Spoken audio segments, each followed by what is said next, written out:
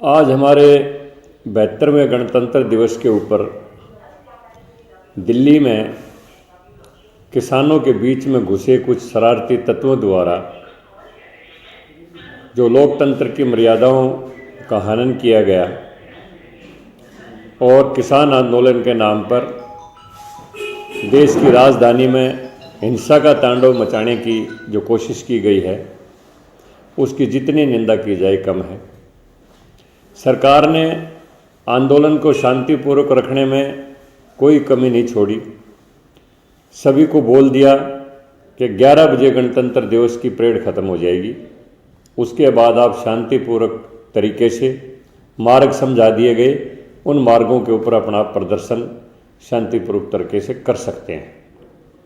लोकतंत्र में किसी को भी अपनी बात कहने का हक है, वो प्रदर्शन के माध्यम से कहे, प्रेस के माध्यम से कहे या किसी जनसभा के माध्यम से कहे, ये लोकतंत्र की मर्यादाएं हैं। और सरकार ने किसानों को पूरी मर्यादाएं रखने के लिए समय दिया है। दिल्ली में बैठे सीमाओं के ऊपर तो हर किस्म की उनको सुविधाएं मुहैया करवाई गई हैं, मेडिकल एड से लेकर स्वच्छता के लिए, खाने से लेकर पानी से लेकर सब कुछ, और उनकी बात सुनी गई है। जितनी बार किसान नेताओं ने बैठक के लिए आग्रह किया, बाकायदा केंद्रीय मंत्रियों ने बैठ के शांति से उनकी बात सुनी है, एक दूसरे के सुझाव आदान प्रदान हुए हैं। और 26 तारीख का जो अल्टीमेटम दिया गया, इसमें भी तथाकथित जो किसान नेता अपने आप को कहते हैं, उनके साथ पूरी मीटिंग तय हुई। उन्होंने आश्वासन दिया कि हम शांतिपूर्वक प्रदर्शन करेंगे, कोई हिंसा की घटना कोई कुछ नहीं करेगा।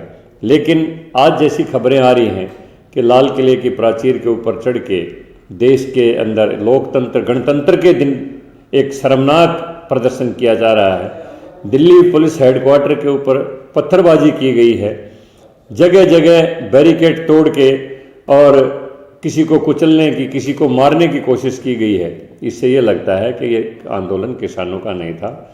देश के अंदर कुछ देशद्रोही लोग ऐसे हैं जो भोले किसानों को बहकाकर देश में अशांति फैलाना चाहते हैं, अमन चैन को समाप्त करना चाहते हैं। और जो भारत की बढ़ती हुई प्रतिष्ठा है, जो पूरे विश्व में मोदी जी के नेतृत्व में भारत ने जो स्थान बनाया है, उस प्रतिष्ठा को दाग लगाना चाहते हैं। और ऐसे लोग कोई मौका नहीं चूकना चाहते थे, इसलिए उन्होंने सरकार की तमाम मर्यादाओं में रहकर चांस देने के बावजूद भी 11 बजने से पहले ही 10 बजे ही सब बैरिकेड तोड़ दिए और दिल्ली के अंदर हिंसा का तांडव शुरू कर दिया। अब वो सारे किसान नेता जो अपने आप को बोलते थे, जिन्होंने वायदा किया था कि कोई हिंसा नहीं होगी, कोई बैरिकेड नहीं तोड़ा जाएगा, कोई पत्थरबाजी नहीं होगी, वो आज वो कहाँ पर हैं? वो सब के सब गायब हैं। यही वो देश में करवाना चाहते थे, वो जो करवाने के लिए सफल हुए हैं। और जितनी भी इसकी निंदा की जाए वो कम है। पुलिस ने नहीं तोड़े हैं नाके, अगर कोई तोड़ेगा तो पुलिस रोकेगा, क्योंकि 11 बजे का समय दिया गया था कि 11 बजे जो गणतंत्र दिवस के ऊपर परेड होती है राजपथ के ऊपर, उसके समाप्त हो जाने के बाद जब खाली हो जाएगा सारा एरिया, तो उस समय के लिए समय दे दिया गया था कि 11 बजे के बाद आपको सारा रूट से शांतिपूर्वक प्रदर्शन करने के लिए इजाज़त दे दी जाएगी। और वो पहले रूट समझा दिया गया था।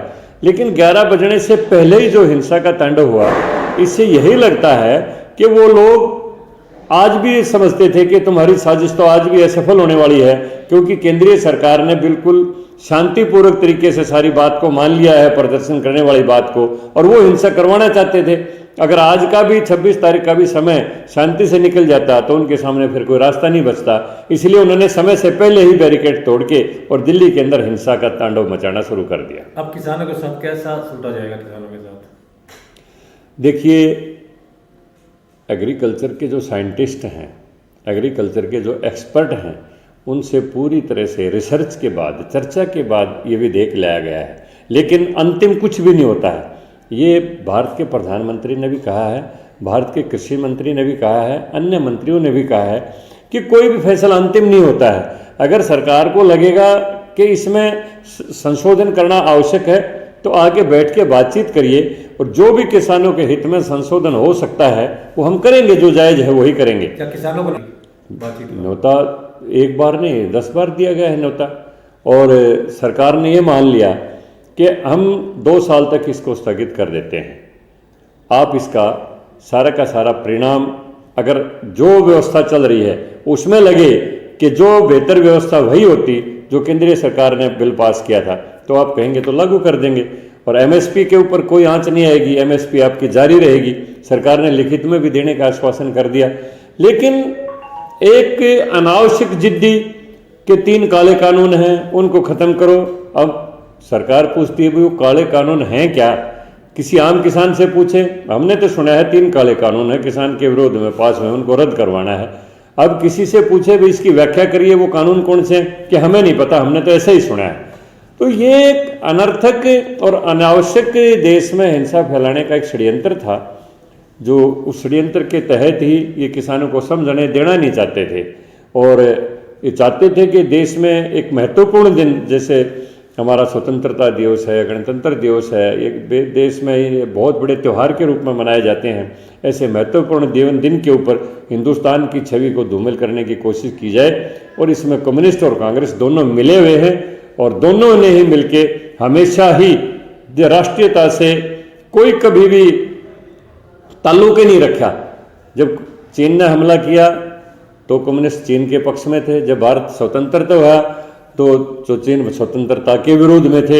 इनका हमेशा भारत में जब भी कोई विकास की गति के ऊपर राष्ट्र आया है तो इनका राष्ट्र विरोधी हमेशा एक अहम रोल रहा है, भूमिका रही है, और वो आज भी वो कर रहे हैं।